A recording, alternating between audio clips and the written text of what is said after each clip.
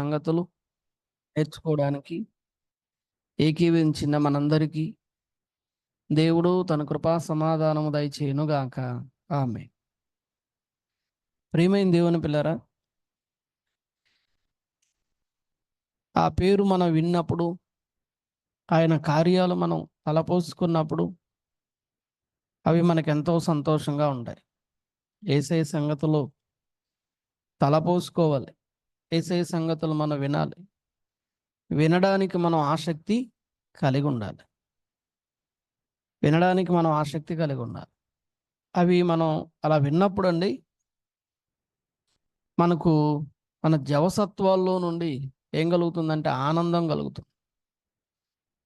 యేసు అనేటువంటి ఆ స్వరం మనం వినగానే మన హృదయం ఎంతగానో సంతోషపడుతుంది. మన మనసు ఎంతగానో సంతోషపడుతుంది. ఆ పేరే మనకు చాలు. ఇంకా ఆయన కార్యాలు ఎంత రమ్యమైనటువంటి కార్యాలో మనందరం కూడా తలపోసుకోవాలని నేను మీకు మనవి చేస్తున్నాను. అందుకనే యేసుక్రీస్తుని శిలువ ఏం చేయాలి? ఏం చేయాలమ్మా? నిత్యము ధ్యానము చేయాలి. కనుక ఈ శిలువ ధ్యానాల్లో మనం ఆయన వైపు చూసి ఆయన సంగతులు నేర్చుకోవాలని నేను మీకు మనవి చేస్తాను.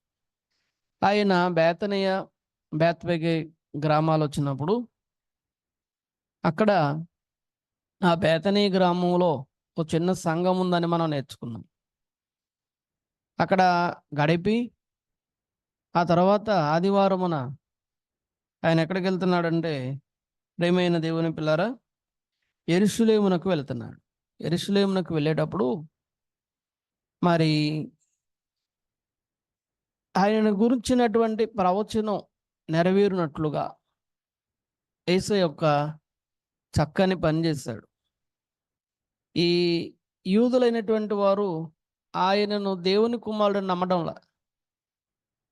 ఆయన దేవుని కుమారుడని నమ్మడంలా. ఎందుకనంటే యేసుక్రీస్తు ప్రభువారు కూడా మేమేం చెప్తే అది చేయాలి అన్నట్టుగా చూస్తున్నారు.